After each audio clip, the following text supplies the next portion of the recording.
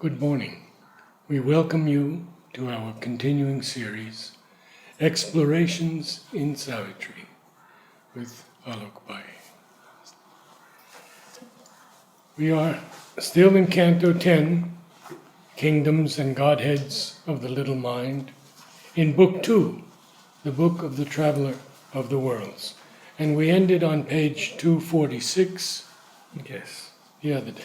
And I thought we'll just read this passage again because it's worth reminding, because there is quite naturally a tendency that when we move towards the unknown, we try to bring the scraps of knowledge from the known and project it.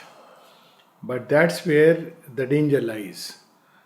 So, a lot of people have this issue with Sri Aurobindo because he brings in a totally a new vision, and they start looking at whether it's there in the tradition or not.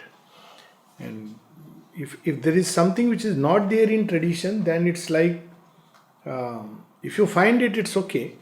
But when it's not there, the tendency is it cannot be true because it's not there in the tradition. And then it goes on to like this tradition, in our tradition. Now in Hinduism there is a wide tradition. So to that extent it works. But then the next logical step is in my tradition. So that becomes an exclusivity of religions, and it cannot understand or accept any other way of approach which could be there. And that's what we see. Heavens, trust to it, are the established ancient ways. Immutable laws man has no right to change. A sacred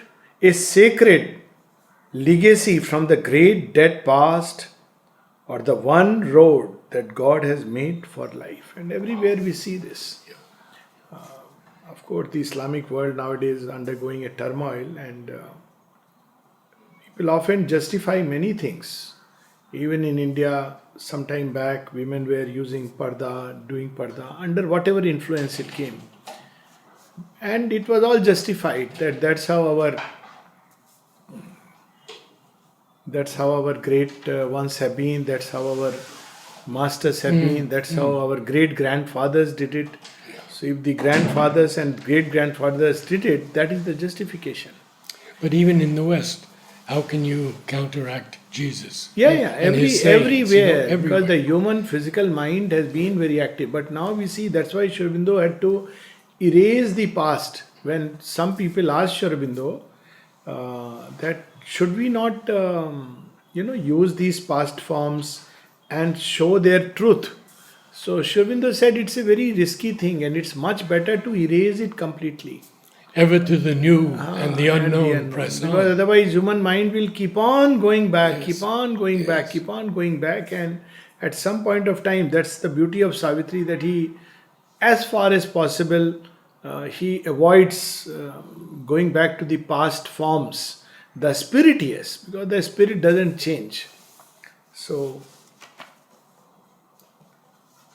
a firm shape of nature never to be changed, part of the huge routine of the universe. We also read this line that, the habits of the mind are to eat the truth.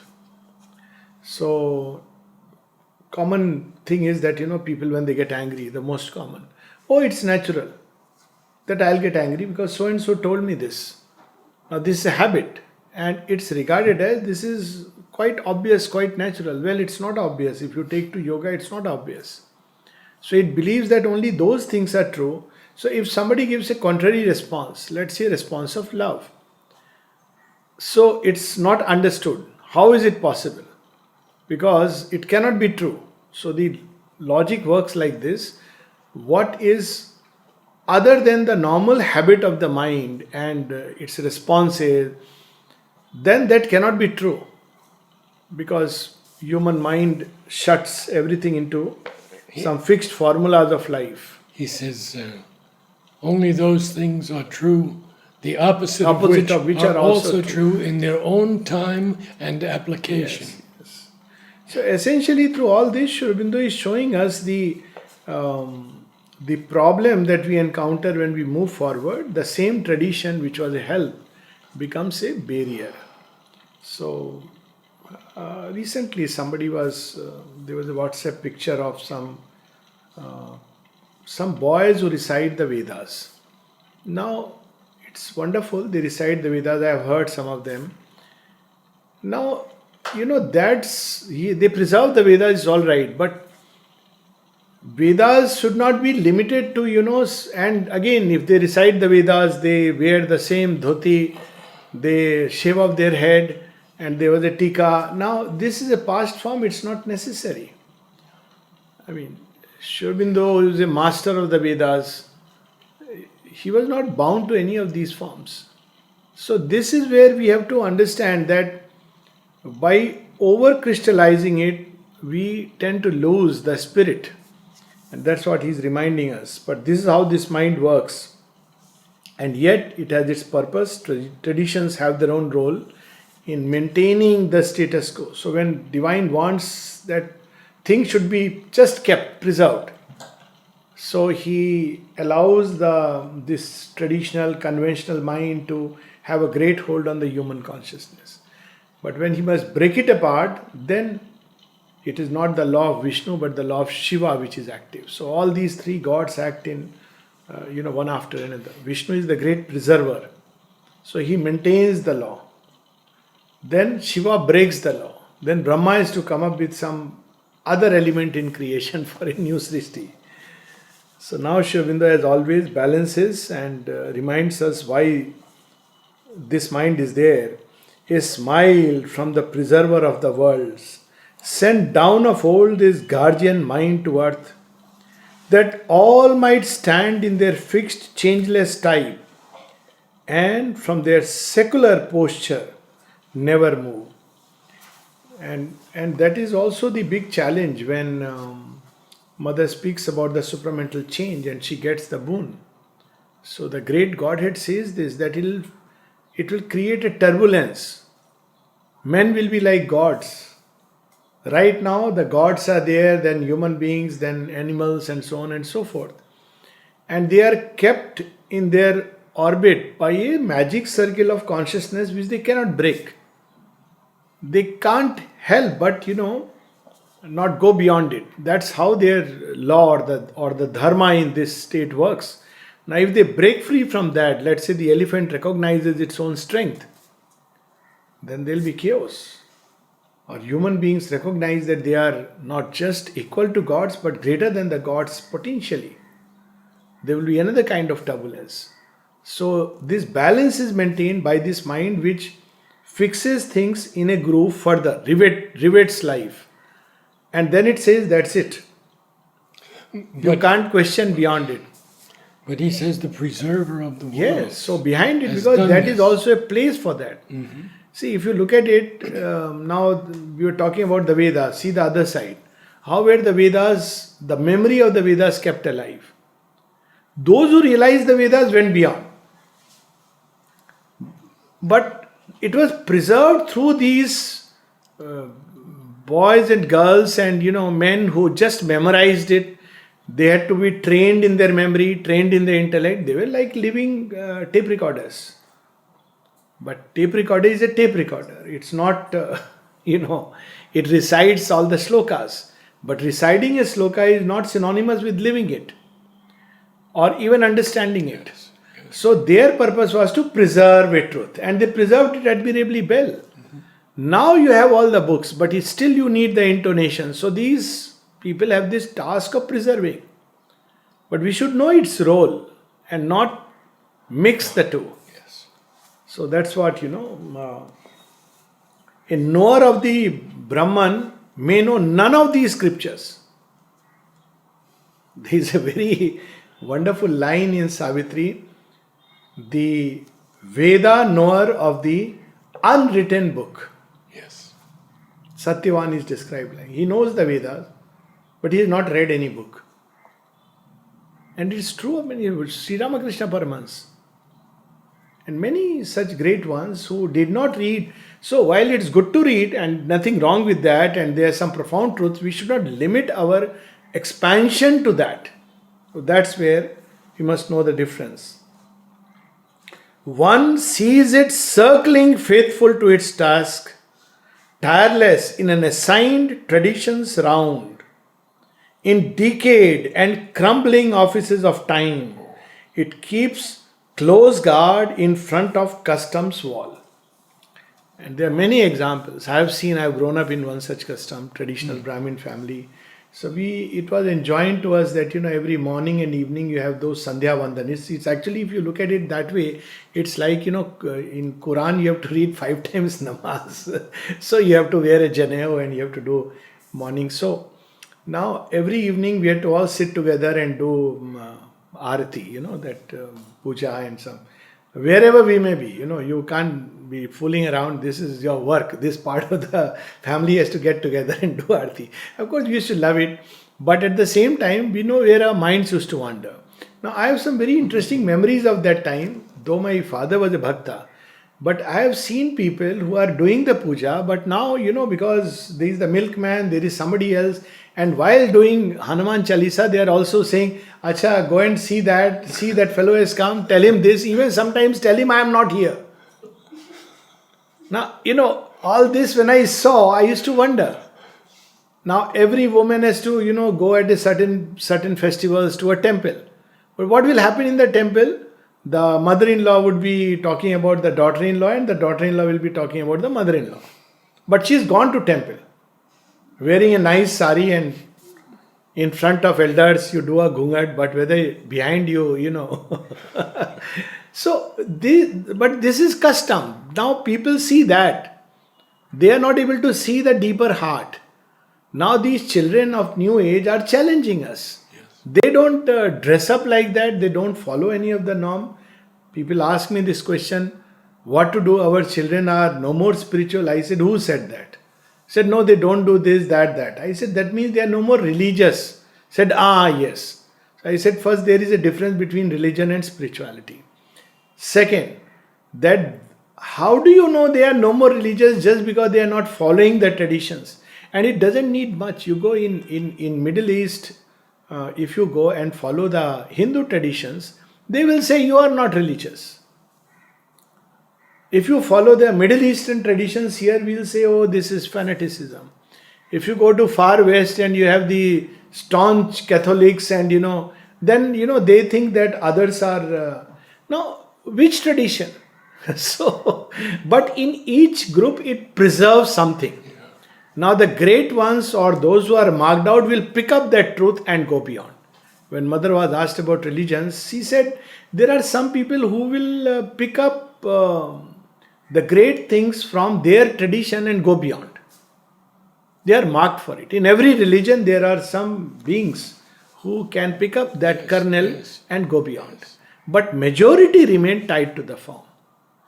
So, even yesterday we had Guru Nanak's 550th year is going on.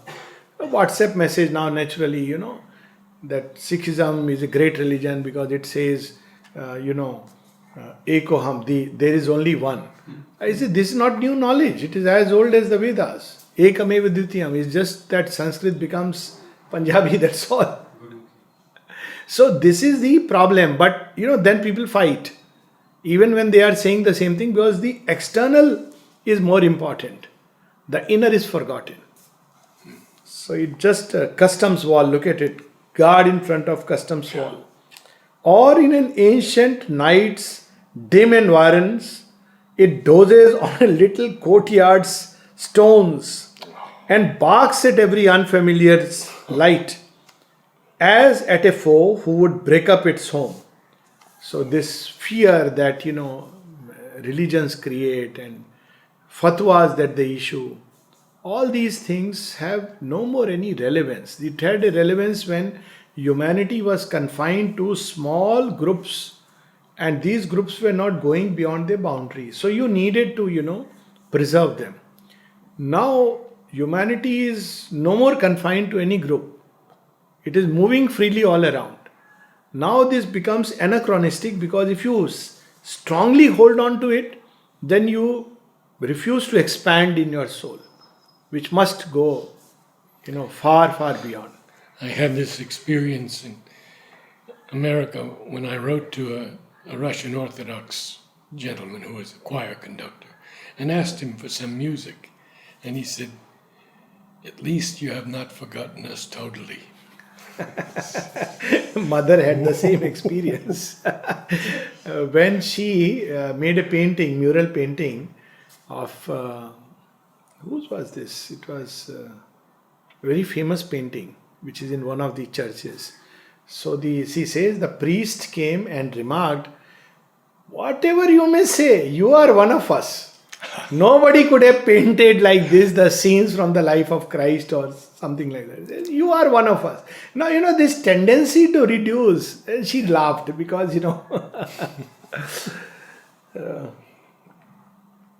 but that is the saving grace of India, that always it has recognized that there is beyond religion something, and a realized being is always regarded as greater. This is a big saving grace, though it may look like one small thing, but always it is insisted that beyond the scripture, beyond the word, there is the realization.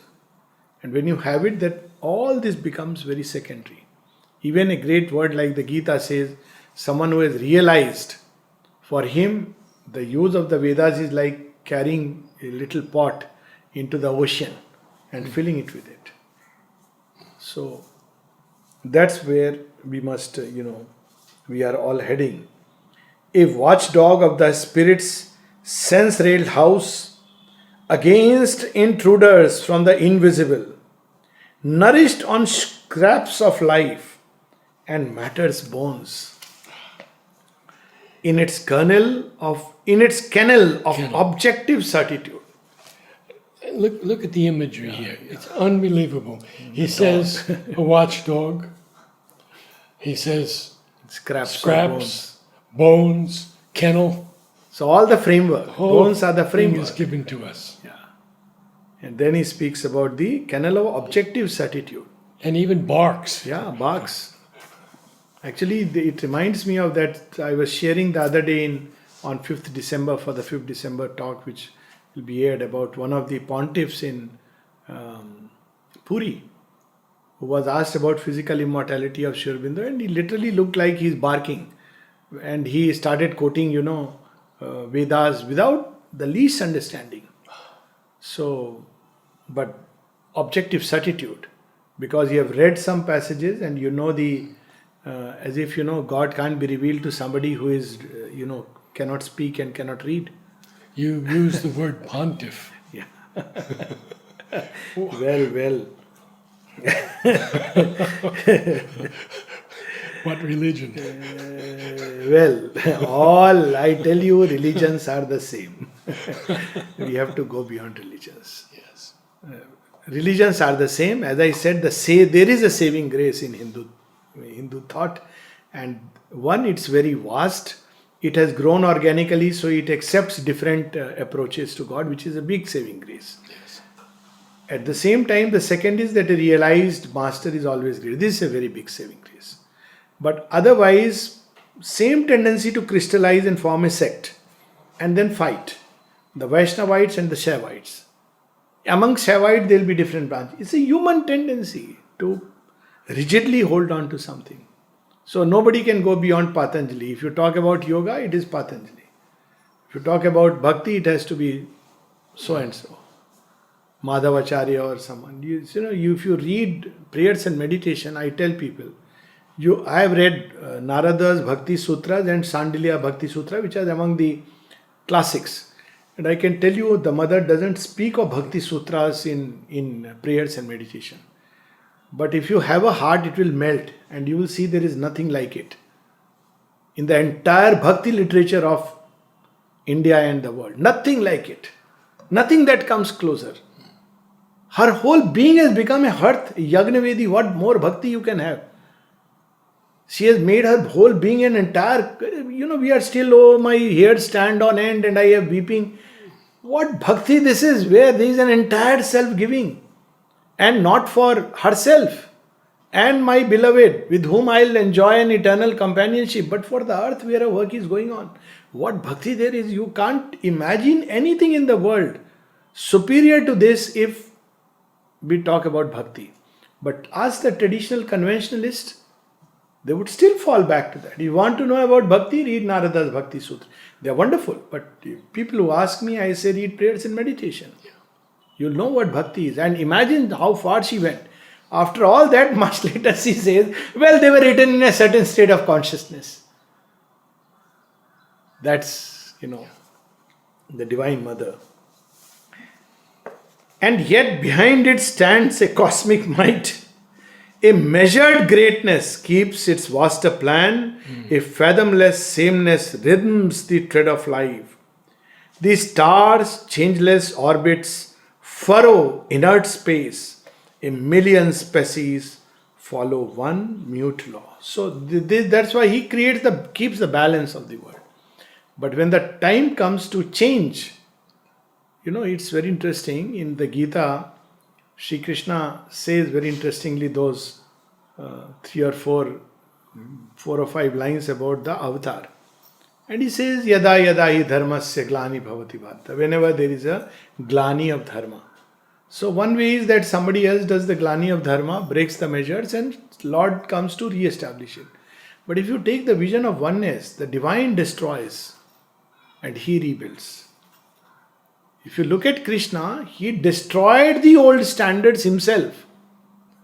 And then he gave a new standard. It's so interesting and so strange. Because you have to see things from a vision of oneness. And he says it in the Gita. I am the one who is destroying this. I am here as the great destroyer. Can you imagine this?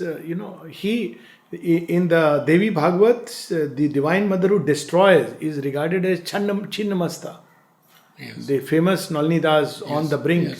Yes. Where he says the Divine Mother has assumed her Chinnamasta form, where she beheads her own, she cuts her own head. And so she builds a form and then she destroys it. So very often people, even here sometimes there is a tendency to hold on to the past.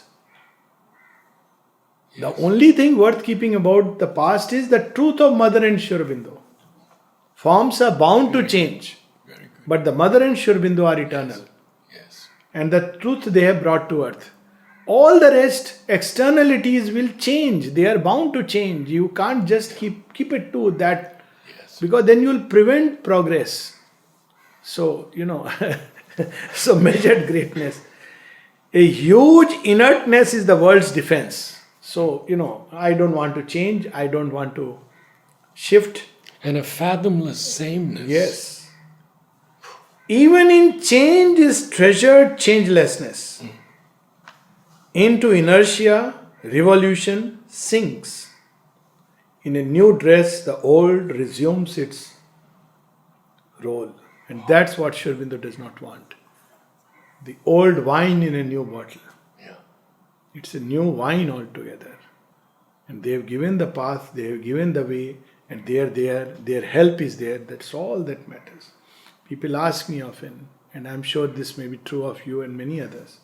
Say, oh, you have come, you have joined the ashram. I said, no, I am here for Mother and Sri Aurobindo. That's all.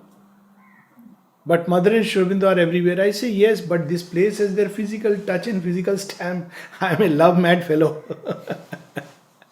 She has touched this place. She has walked on this dust. Yes. That's why I am here. Not an institution or something. Institution is fine, it's beautiful. The relevance of an institution is because of Mother and Sri Aurobindo. Otherwise, any other institution could be as good or bad. Its purpose, its relevance is because it is Sri Aurobindo and the Mother's extension. Otherwise, if you take them away, then it has no relevance. But Mother and Sri Aurobindo are eternal. They are the truth. And he said, no new edition of the old fiasco. Yes, absolutely. The energy acts, the stable is its seal. On Shiva's breast is stayed the enormous dance. So this image of Shiva and Kali, the dance of Kali which is destroying time or changing time, and Shiva offers his breast.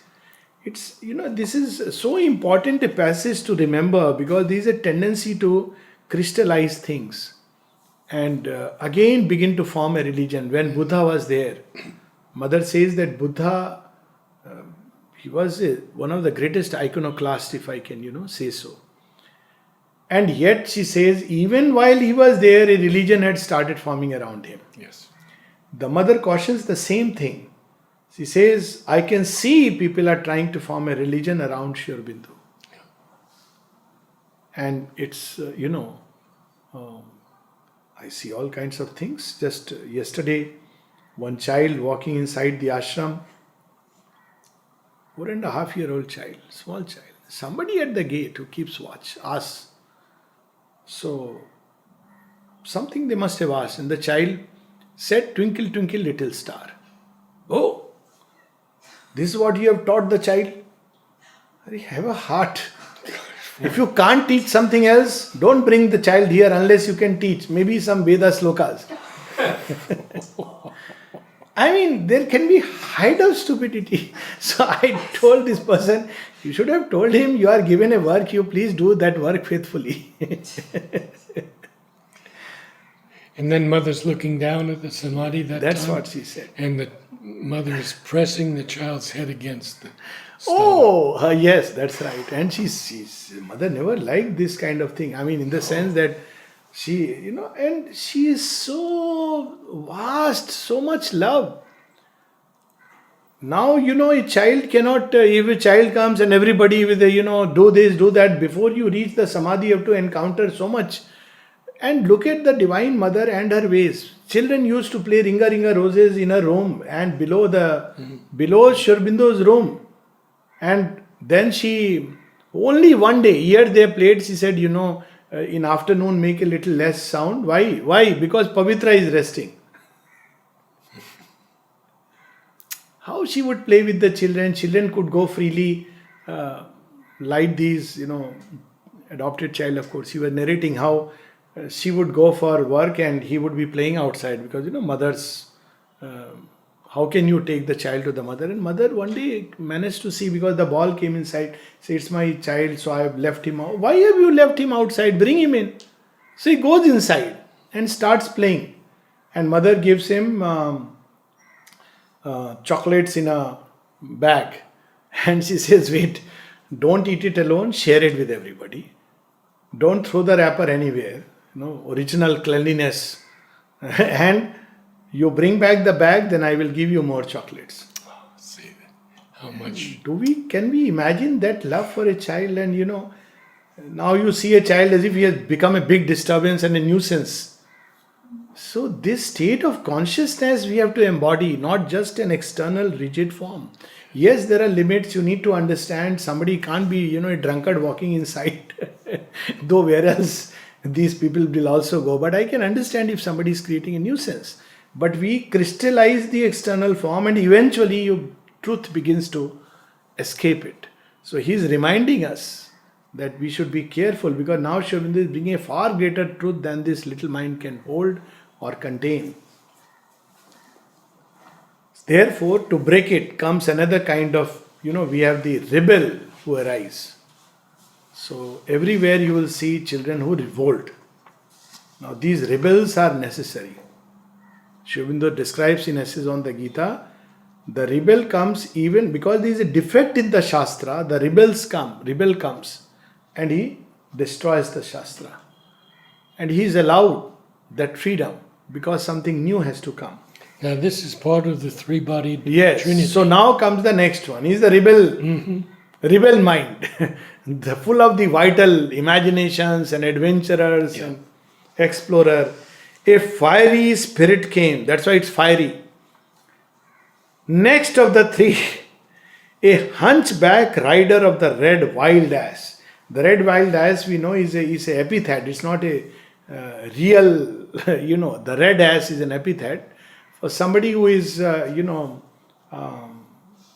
takes a fancy and rushes here and there. Somebody who is moved by, let's say, something fashionable or jumps on this side and jumps on that side. So he's called red ass.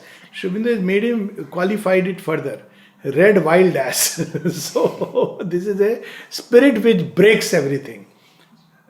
Now this is also still within the little mind. But this also plays its part. A rash intelligence leaped down, lion-maned, from the great mystic flame that rings the worlds, and with its dire edge eats at being's heart. So when Shiva has to destroy the old forms, he sends Rudra. You have the famous Sati Yagna, Daksha Yagna. So he sees time has come. These people are so much tied to external forms that they've forgotten even the Divine Mother's presence and the eternal. So what he does, he sends one of his Ganas or Rudras. It's very interesting story because people often ask about the relics of Sri Aurobindo. So I tell them that the story, Shiva, when he comes to know that Sati has given her body into the fire because he has to come again, recast. So Shiva takes a strand of his hair and throws it on the ground. And out of him comes the greatest of all Rudras, Veerbhadra. And Veerbhadra goes and demolishes an entire army, even the preserver of the world. There is a very interesting story because Vishnu, he calls Vishnu, he is the preserver of the world. He says, you promised to help me. He said, yes, but not against the fire of Shiva. So even Vishnu, when he comes to stay him, he cannot stay him. Now this story we understand when we understand that this is a clash between the preserver of the world, who knows now the time has come for a change, and a strand of hair from Shiva. So I keep telling people, if a strand of hair from Shiva can do this, imagine a strand of hair from Sri Aurobindo, who embodied Shiva and Krishna in a single body. We don't understand what it carries within itself. So from the mystic flame, then sprang the burning vision of desire, capital D, which wants, this is a desire which sets the world aflame. No, it wants a change, it wants something new. In ignorance, that is how it works. 1,000 shapes it wore, took numberless names. A need of multitude and uncertainty pricks it forever to pursue the one. It still wants to find the one, but it wants it in many ways, many forms. So that's how it begins to destroy old customs.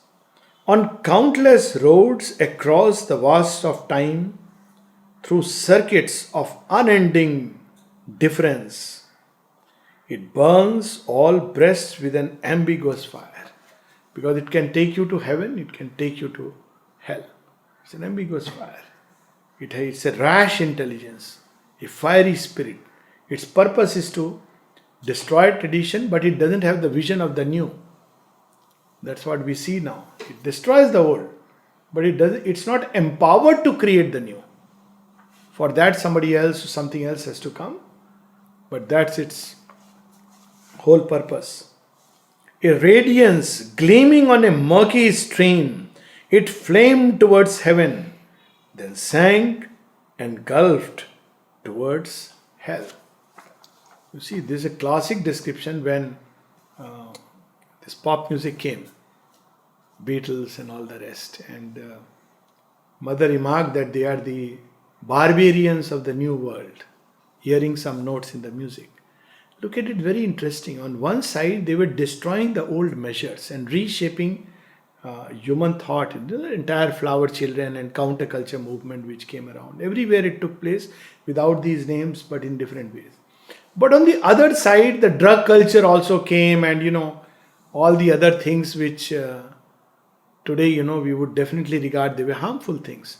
On one side, they broke traditions, and then they went overboard, also in hell. Barbarians of the New World. Now, both of these have gone into the background, and humanity is now looking forward towards a greater sun. At least many have been chastened by that whole experience. Yes. But that experience was necessary to break the old customs, old forms, new forms of music, as you were saying. New forms in everything are beginning to emerge. Well, they would be now. They have their place and they have been kept at that place. But at one point of time, I'm sure you would have known, they were the rulers. I mean, in my college, if somebody had not known the Beatles, he was a primitive fellow. He said, what Mukesh, Muhammad Rafi and Ravi Shankar, and even though Ravi Shankar taught George Harrison. Oh, you have not heard Pink Floyd? I said, well, I have not. Make me hear. Then you are regarded as somebody among the elite. So now, of course, all this has gone into the background and something new is.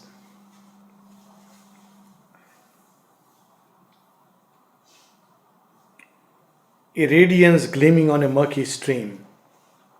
It climbed to drag down truth into the mire and used for muddy ends its brilliant force. So many of these people who were fond of this music, they were common thing about all of them was they were very fond of drugs. So in Pune, we knew this in FMC that people they would take drugs and start putting this loud music, and it was a cult. So, so look at it, something brilliant. If you look at the lyrics, some of the lyrics, they're wonderful. Children of tomorrow and nation without boundaries is a wonderful thing. But look at the other side of it. And it's associated with the drug culture, it's associated with the, it was called pop culture, which was as good as saying no culture.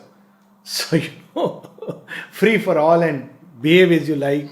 So look at the irony of it, because this is the fiery spirit which was sent to destroy tradition all over.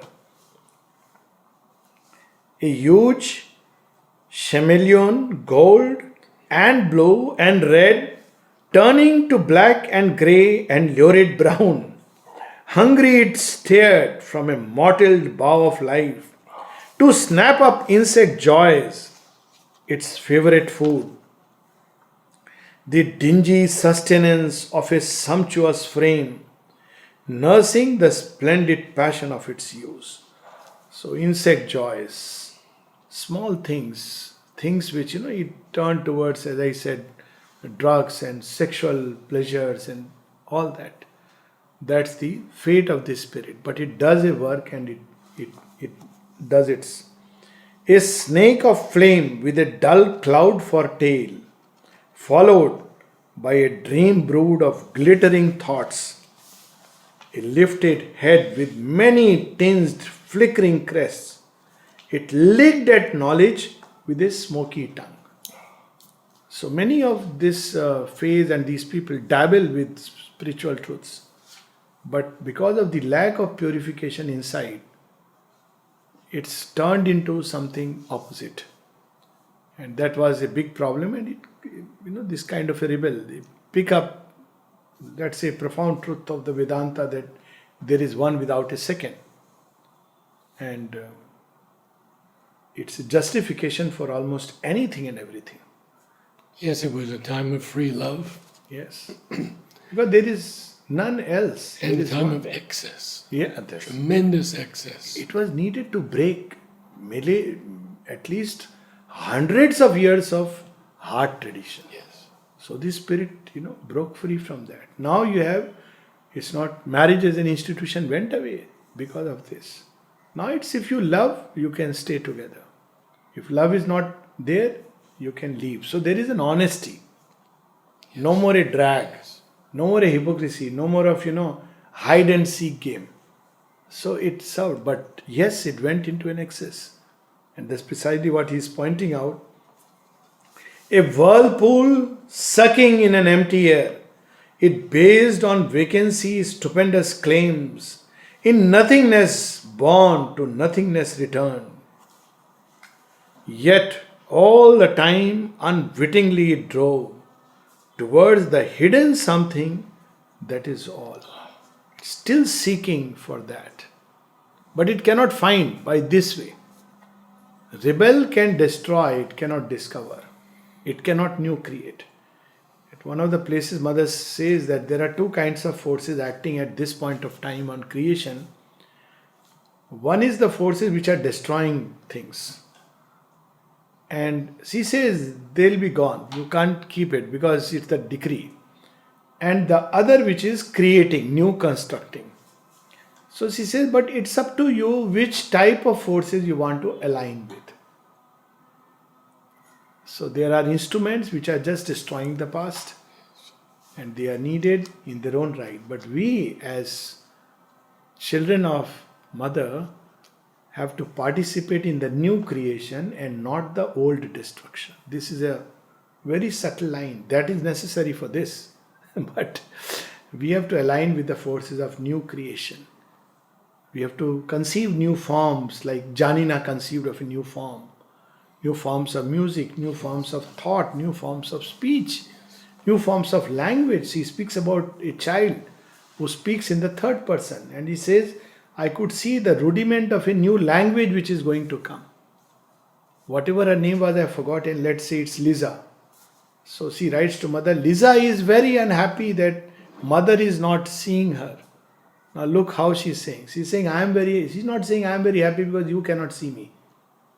She's writing in third person. As if she is an objective witness to what's happening within her. It's a new form of language. It will start, and already it has started. Ardent to find, incapable to retain, a brilliant instability was its mark. To err its inborn trend, its native cue. That's why it leaps from one place to another. Otherwise, its work will be incomplete. At once to an unreflecting credence prone. So many of these new cults which came up around this period, I don't want to name. California not only gave birth to the Silicon Valley, but it gave birth to many new cults. Because credence, the old is gone, you are destroying, you are looking for anything. So anybody says Hare Rama, Hare Krishna and gives you a nice drag. Oh yes, there finally we have found God. And so on and so forth. Oh, this form of meditation you learn. And people went crazy into that. Because it's prone to credence. It destroys the old. Now it doesn't know where to find. So it picks up this, then gets out, picks up that and gets out. So that's how it goes. Entire Rajneesh empire was built on this. He did that. He destroyed the old. He was part of that gang to destroy the old. Another iconoclast. But he didn't have the mandate and the power to new create. There are beings like that. So he didn't know what to new create. Now when the old was destroyed, the whole space was occupied by, if you went to Pune, where his ashram was, you saw that, it was a strange sight, which was pleasant to watch for youngsters who were 17-year-old, but not very safe to emulate. Well, that's oneness of one kind. So it doesn't have the power to new create, but it was a cult, supposed to be a spiritual cult. And there are quite a number of followers. I knew members. So, credence prone. It thought all true that flattered its own hopes. It cherished golden nothings, born of wish. It snatched at the unreal for provender. See, that is the danger when you say that there is nothing. Now, this is something which is very convenient for mankind to believe in. The moment you say there is something, there has to be an effort. The moment where you say, like the Vedas, that there is the one, and there is the law of truth, and this is the law of ignorance, then you are out of your comfort zone. You cannot continue with life just as it is. But if you say, no, there is nothing, there is no God in that sense, it's all nothing else but a play which is happening, all philosophical words. So they snatched at the unreal. Yes. For sustenance. Yes. Provender. Yeah, provender. Yeah. It was there in ancient India also, in Charvak Siddhant, is that only. That there is no divine, there is no creator. This life is only real and matter is the reality. And therefore the logical conclusion was, take loan in plenty, eat, drink and be merry. Don't bother about returning it. Because there is no afterlife. It's a very sound philosophy, logical. If there is no God, it's very logical. But this is a very nice story of Charvak. Charvak has a school of thought in the Bhagavad where it's like secretly, it's a very interesting story. Secretly, he was destroying the work of Vishnu. Again, you see Vishnu as the preserver of the world. But Vishnu manifests as Krishna and builds a new creation during the time of Krishna. So even Kansa consults him. You tell me how to destroy Krishna, because Krishna is not just a being, he is an idea. So unless I destroy this idea, and you are the one who is great at destroying the idea, He says, yes, yes, I know. You have destroyed the idea of Vishnu. So do this. So he says very conveniently, you have to imitate. That, just imagine how falsehood can work. Imitation is a way to destroy. Can one imagine? And it's the worst deceptive form of falsehood. So, Nalnida says falsehood is not only that which opposes truth, falsehood is also that which imitates truth. So he gives him a clue, imitate. You say that you are Vasudeva. Who is going to challenge? Who is the real Vasudeva? You are God. And he starts believing that I am God. Very ignorantly. I am God is a profound truth. It's not the truth just of this body unless you take the entire. It's a very subtle and profound truth. Last few lines we will read. In darkness it discovered luminous shapes, peering into a shadow-hung half-light. It saw hued images crawled on fancy's cave. Many of these people who are moved by this kind of a vital mind, they start suddenly a flurry of visions. Every day they see a lot of beings, all godly beings. There is nothing less than that. All the gods, and one should be very careful, because when the vital mind is overactive, its own fancies can create images.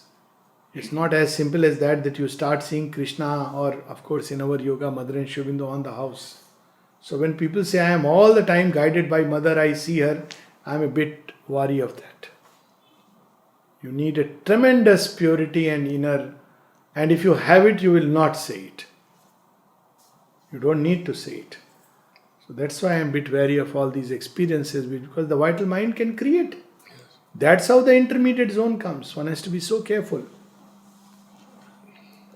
Or it swept in circles through conjecture's night and caught in imagination's camera bright scenes of promise held by transient flares. Fixed in life's air, the feet of hurrying dreams kept prints of passing forms and hooded powers. Look at this, hooded powers. And flash images of half-seen verities. So all this talk about, that I am having this golden light is entering me, it's entering my cells, is doing that, doing this.